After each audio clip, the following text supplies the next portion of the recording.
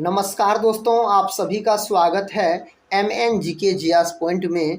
दोस्तों, आज के इस वीडियो में हम लेके आए हैं लुसेंट किताब का निचोड़ जीके जियास के महत्वपूर्ण प्रश्न को। दोस्तों, अगर आप लोग किसी भी कम्पिटिटिव एग्ज़ाम का तैयारी कर रहे हैं तो इस जीके जियास के वीडियो को दोस्तों पूरा ज़रूर देखिएगा और इस वीडियो में जितने भी जीके जियास के प्रश्न हैं इन्हें आप याद कर लीजिएगा, क्योंकि दोस्तों सभी एग्जाम में जीके जियास के प्रश्न पूछे जाते हैं। और दोस्तों इस वीडियो में आपको जितने भी जीके जियास के प्रश्न मिलेंगे किसी न किसी कम्पिटिटिव एग्जाम में पूछे गए प्रश्न मिलेंगे। और साथ ही आने वाले बहुत सारे एग्जाम हैं, जैसे बिहार पुलिस, बिहार SSC दोस्तों हो गया, ALP टेक्नीशियन हो गया, MTS, SSC GD, SSC CGL। इनमें से दोस्तों आप किसी भी एग्ज़ाम का तैयारी कर रहे हैं तो इस वीडियो को ज़रूर देखिएगा। यह वीडियो सभी एग्ज़ाम के लिए महत्वपूर्ण है जिस एग्ज़ाम में जीके जियास के प्रश्न पूछे जाते हैं। वैसे दोस्तों सभी एग्ज़ाम में जीके जियास के प्रश्न पूछे जाते हैं।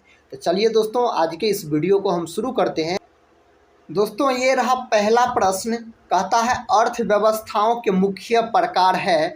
अर्थव्यवस्था के कितने प्रकार होते हैं? तो 3 प्रकार होते हैं। एक होता है दोस्तों मिश्रित अर्थव्यवस्था। मिश्रित अर्थव्यवस्था दोस्तों हमारे प्यारे भारत देश में याद रखिएगा मिश्रित व्यवस्था है। अपना देश में किस प्रकार का अर्थव्यवस्था है? तो मिश्रित अर्थव्यवस्था है भारत में। दूसरा होता है दोस्तों पूंजीवादी अर्थव्यवस्था। तो पूंजीवादी अर्थव्यवस्था अगर पूछा जाए कौन कौन देश हो जाएगा इसका उदाहरण, तो इसका उदाहरण हो जाएगा दोस्तों आपको जापान हो जाएगा, और क्या हो जाएगा तो अमेरिका हो जाएगा। जापान, अमेरिका साथ ही पूंजीवादी अर्थव्यवस्था का उदाहरण है। तीसरा याद रखिएगा दोस्तों समाजवादी अर्थव्यवस्था। तो समाजवादी अर्थव्यवस्था का दोस्तों उदाहरण कौन कौन देश है? तो रूस और चीन बोलिएगा। रूस और दोस्तों चीन आता है आपको समाजवादी अर्थव्यवस्था।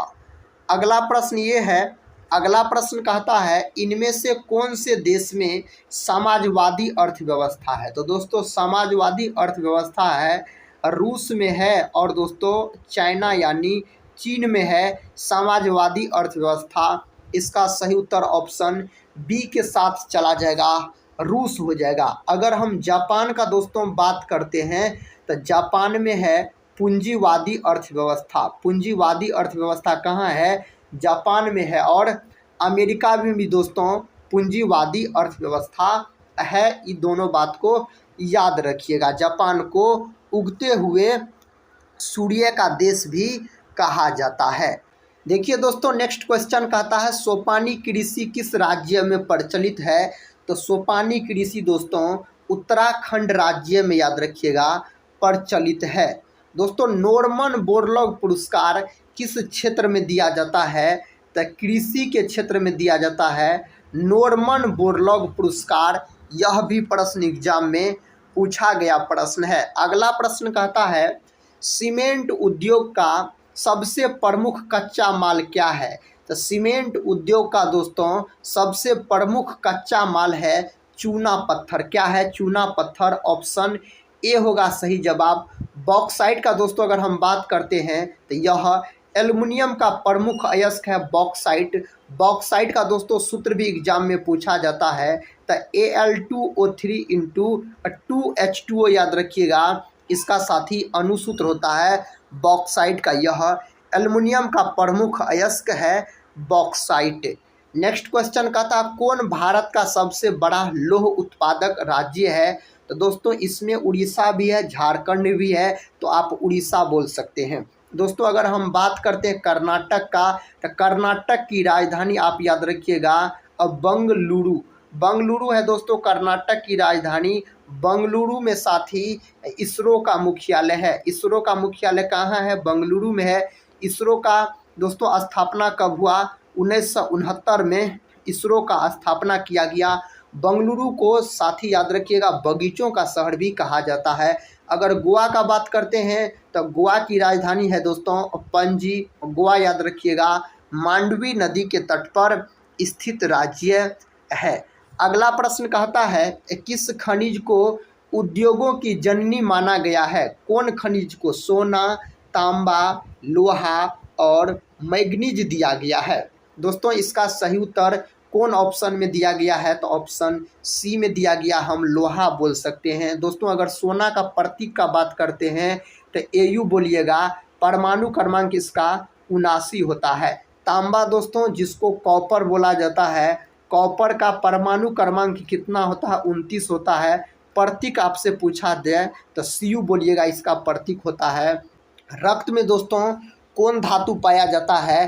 तो रक्त में पाया जाता है लोहा धातु। लोहा का प्रतीक Fe होता है, परमाणु क्रमांक 26 होता है। मैग्नीज का दोस्तों अगर हम बात करते हैं तो मैग्नीज का प्रतीक Mn होता है, परमाणु क्रमांक इसका 25 होता है मैग्नीज का। अगला प्रश्न देखिए, अगला प्रश्न ये रहा दोस्तों, कहता इनमें कौन अधात्विक खनिज का उदाहरण है? इस चार में दोस्तों कौन अधात्विक खनिज का उदाहरण है? तो इसका उत्तर हो जाएगा अभ्रक। क्या हो जाएगा दोस्तों?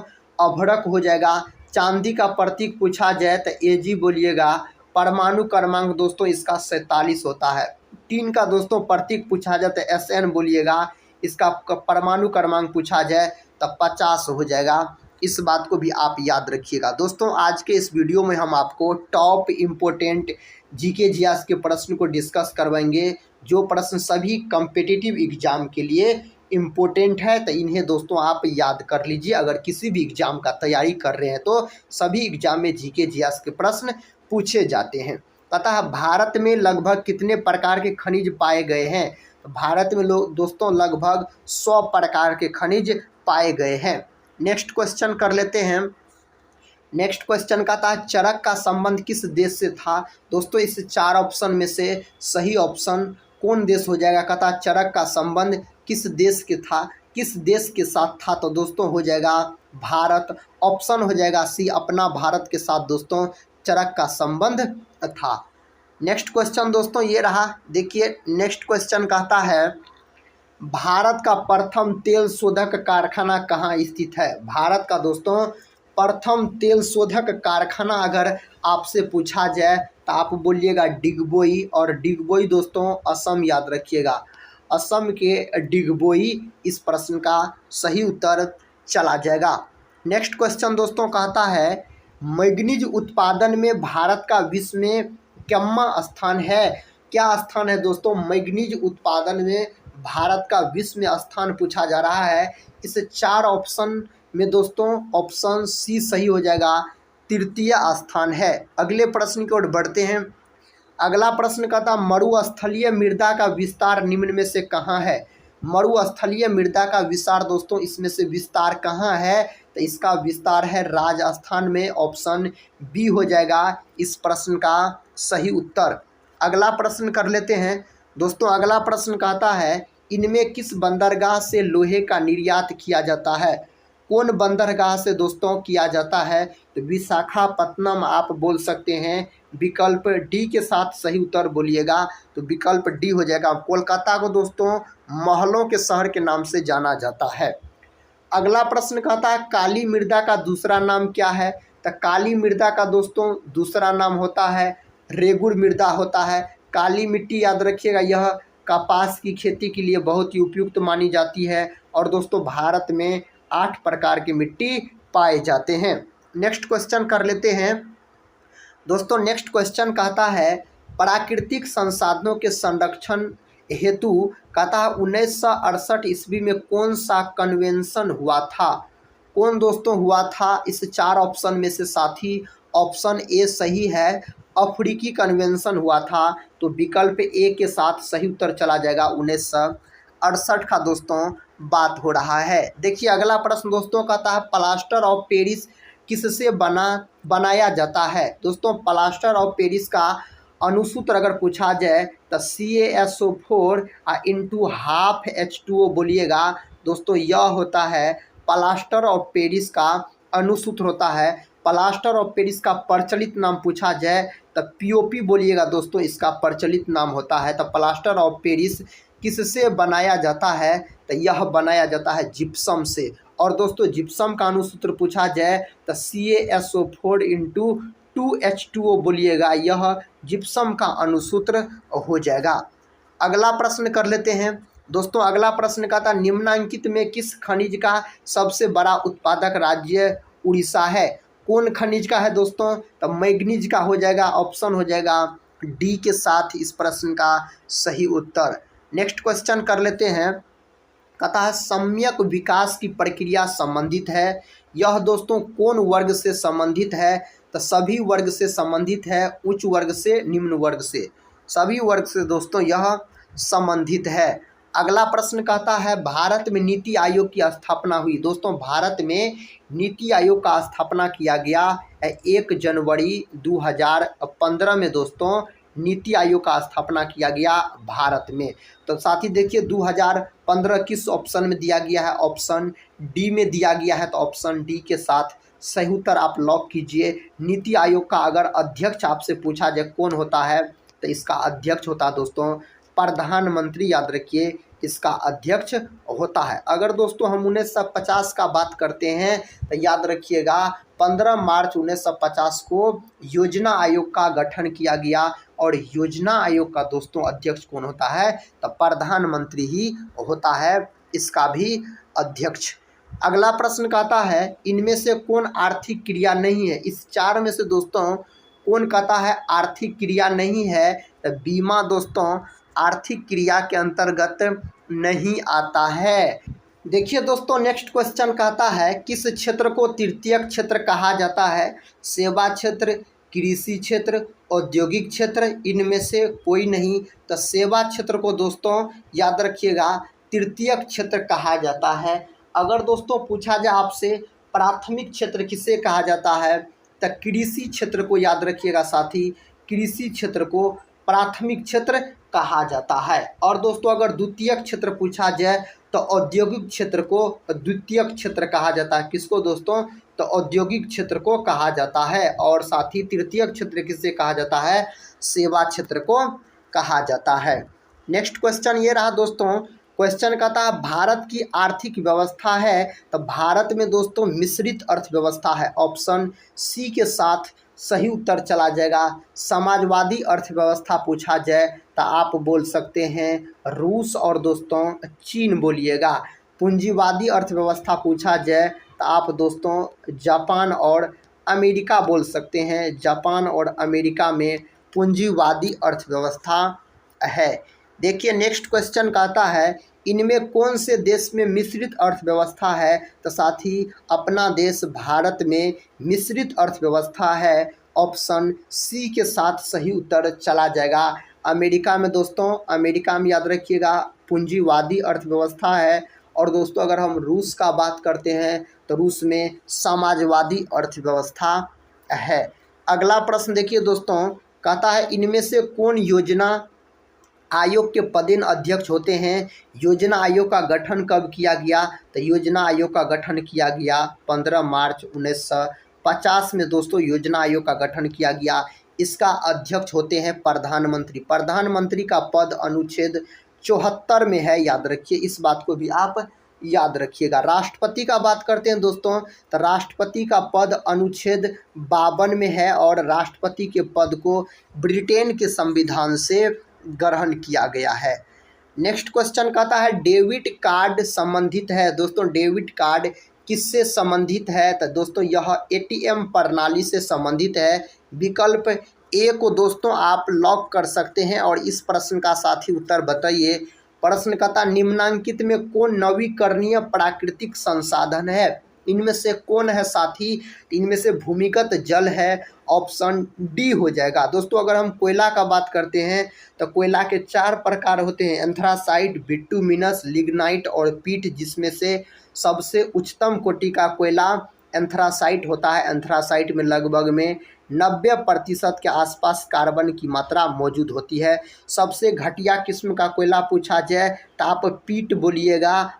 मुलायम कोयला दोस्तों अगर पूछा जाए तो बिटुमिनस बोलिएगा। अगर भूरा कोयला पूछा जाए तो दोस्तों आप लिग्नाइट बोलिएगा। लिग्नाइट को भूरा कोयला के नाम से जाना जाता है।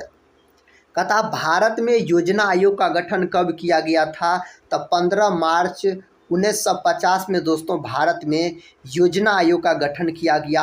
अगर नीति आयोग का गठन पूछा जाए तो बोलिएगा 1 जनवरी 2015 में दोस्तों नीति आयोग का गठन किया गया था। दोनों का अध्यक्ष होता प्रधानमंत्री।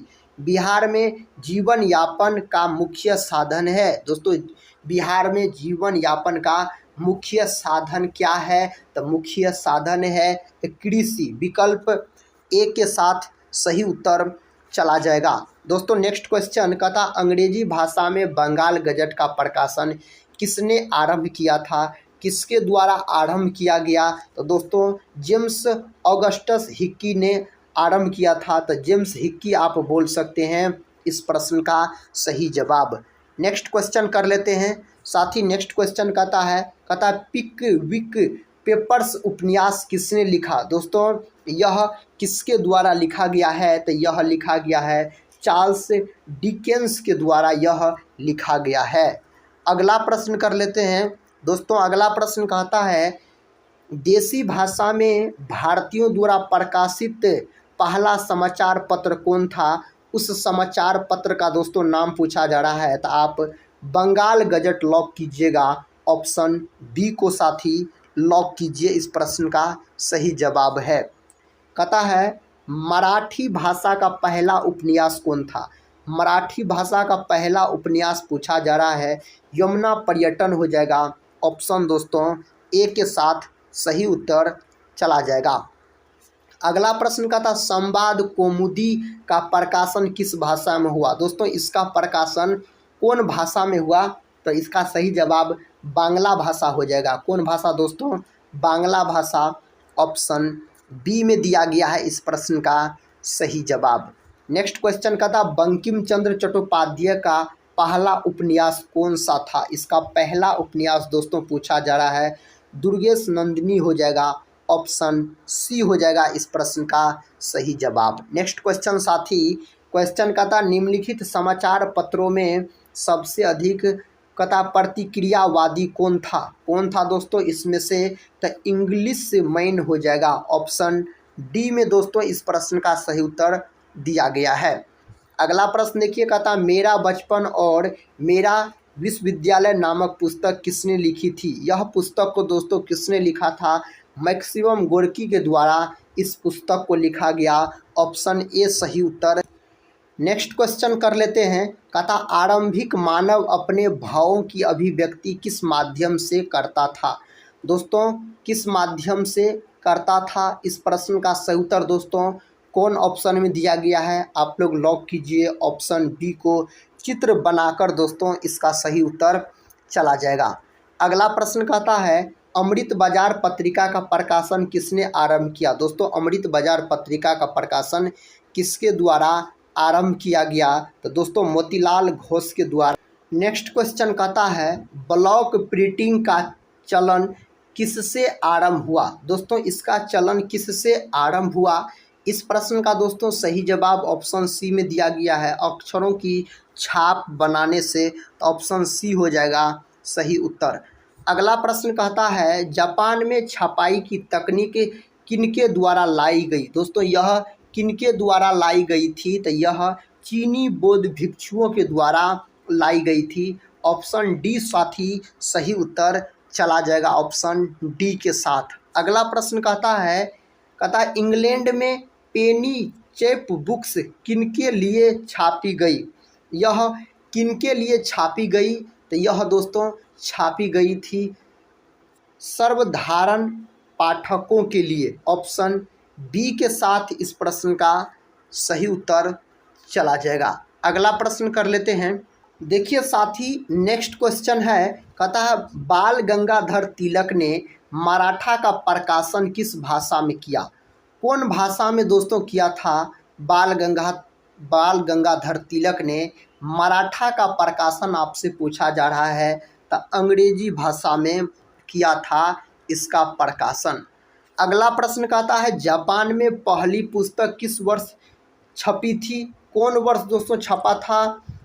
ऑप्शन दिया गया है 868, 1295, 1336 और 1448। ये चार ऑप्शन है साथी। तो ऑप्शन ए हो जाएगा 868 ईस्वी में छपी थी। नेक्स्ट क्वेश्चन कहता है यूरोप में वुड ब्लॉक छपाई की तकनीक कब पहुंची? कब पहुंचा था? 1295, 1448, 1475, 1517 दिया गया है, 1517 दिया गया। दोस्तों ऑप्शन ए को आप लॉक कीजिए। इसका सही जवाब ऑप्शन ए के साथ चला जाएगा। 1295 में साथी छपी थी। अगला प्रश्न कहता है दोस्तों, टिहरी बांध किस नदी पर बना है? गंगा नदी, सतलज नदी, यमुना नदी, नर्मदा नदी। दोस्तों एक ऑप्शन और लिख लीजिए, भागीरथी नदी। क्या दोस्तों? भागीरथी नदी। तो साथी टिहरी बांध याद रखिएगा, यह बांध भागीरथी नदी पर स्थित है। ऑप्शन ई सही होगा दोस्तों। और टिहरी बांध कहाँ है? तो यह है आपको उत्तराखंड में। कहाँ है दोस्तों? तो उत्तराखंड में यह बांध है। अगर दोस्तों हम बात करते हैं नर्मदा नदी का, तो यह दोस्तों नर्मदा नदी पर हीराकुंड बांध है, जो कि उड़ीसा में है। अगला प्रश्न कर लेते हैं दोस्तों। प्रश्न कहता है, भारत का पवन ऊर्जा द्वारा विद्युत उत्पादन करने वाले देशों का स्थान है। दोस्तों इसका स्थान पूछा जा रहा है। इसका सही जवाब साथी कौन ऑप्शन में दिया गया है? तो इसका सही जवाब साथी एक ऑप्शन और लिख लीजिए, याद रखिए 5वां दोस्तों लिख लीजिए, 5वां स्थान। तो ऑप्शन दोस्तों डी के साथ इस प्रश्न का सही उत्तर चला जाएगा, 5वां स्थान हो जाएगा। कहता सौर सेल बनाने के लिए किसका प्रयोग किया जाता है? सौर सेल बनाने के लिए दोस्तों किसका प्रयोग किया जाता है? सिलिकॉन का प्रयोग किया जाता है। और कंप्यूटर की आईसी चिप जो होता है दोस्तों, यह भी सिलिकॉन का बना होता है। ऑप्शन डी के साथ सही उत्तर लॉक हो जाएगा।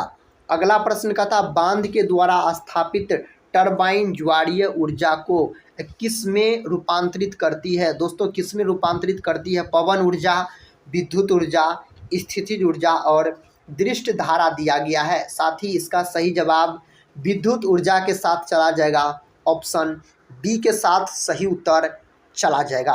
अगला प्रश्न कर लेते हैं।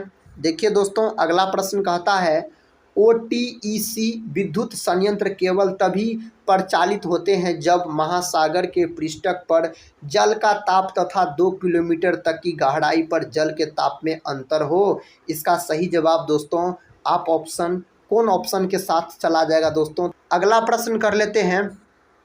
अगला प्रश्न कहता है, हाइड्रोजन बम किस अभिक्रिया पर आधारित है? तो हाइड्रोजन बम दोस्तों नाभिकीय संलयन पर आधारित है। नाभिकीय संलयन पर सूर्य भी आधारित है। और नाभिकीय विखंडन पर अगर पूछा जाए तो आप परमाणु बम बोल सकते हैं। परमाणु बम दोस्तों नाभिकीय विखंडन पर आधारित है। देखिए अगला प्रश्न कहता है, तारापुर नाभिकीय विद्युत संयंत्र किस राज्य में स्थित है? दोस्तों यह कौन राज्य में स्थित है? साथ ही इसका सही जवाब बताइए। तारापुर नाभिकीय विद्युत संयंत्र पूछा जा रहा था, यह महाराष्ट्र में है। तो महाराष्ट्र इसका सही उत्तर चला जाएगा। कहता राणा प्रताप सागर नाभिकीय विद्युत संयंत्र किस राज्य में स्थित है? गुजरात, तमिलनाडु, महाराष्ट्र और राजस्थान। दोस्तों यह स्थित है आपको राजस्थान में। ऑप्शन डी सही उत्तर है, राजस्थान। कहता है कल्पक्कम नाभिकीय विद्युत संयंत्र किस राज्य में है? दोस्तों यह कौन राज्य में है? उत्तर प्रदेश, तमिलनाडु, कर्नाटक और गुजरात दिया गया है। दोस्तों इसका सही जवाब तमिलनाडु के साथ चला जाएगा, यह तमिलनाडु में स्थित है। अगला प्रश्न कहता है, काकरापार नाभिकीय विद्युत संयंत्र किस राज्य में स्थित है? दोस्तों यह स्थित है गुजरात में स्थित है। नेक्स्ट क्वेश्चन देखिए साथी, ये रहा नेक्स्ट क्वेश्चन। कहता कैगा नाभिकीय विद्युत संयंत्र किस राज्य में स्थित है? गुजरात, कर्नाटक, राजस्थान और महाराष्ट्र दिया गया है। दोस्तों इसका सही जवाब कर्नाटक हो जाएगा, यह कर्नाटक में स्थित है। इस प्रश्न का उत्तर दोस्तों कौन ऑप्शन में दिया गया है? श्रीमती एनी बेसेंट ने अपने किस समाचार पत्र द्वारा गृह शासन आंदोलन का प्रचार किया? कौन समाचार पत्र के द्वारा किया गया? New India. तो न्यू इंडिया दोस्तों इसका सही उत्तर हो जाएगा, समाचार पत्र है। देखिए अगला प्रश्न का था, फ्रांस में छपी विल्चायांक न्यू पुस्तकें कैसी थी? दोस्तों इसका सही जवाब बताइए। कहता है महंगी, सस्ती, धार्मिक, राजनीतिक। दोस्तों यह किस प्रकार की थी? सस्ती थी। ऑप्शन बी है सही उत्तर। देखिए अगला प्रश्न कहता है गुटेनबर्ग प्रेस में छपी पहली पुस्तक कौन सी थी? उस पुस्तक का नाम दोस्तों हो जाएगा बाइबिल। क्या हो जाएगा? बाइबिल हो जाएगा। ऑप्शन डी हो जाएगा सही उत्तर। नेक्स्ट क्वेश्चन कहता है 95 स्थापना किसने लिखी? दोस्तों यह किसके द्वारा लिखा गया?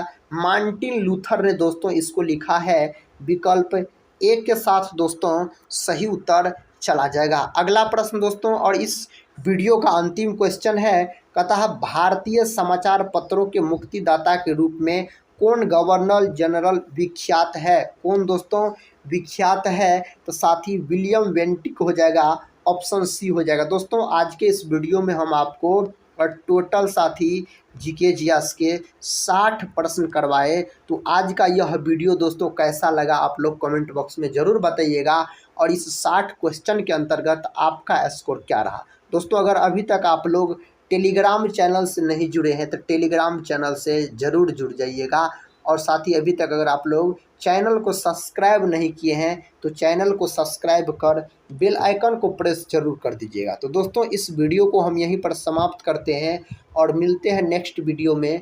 तब तक के लिए जय हिंद।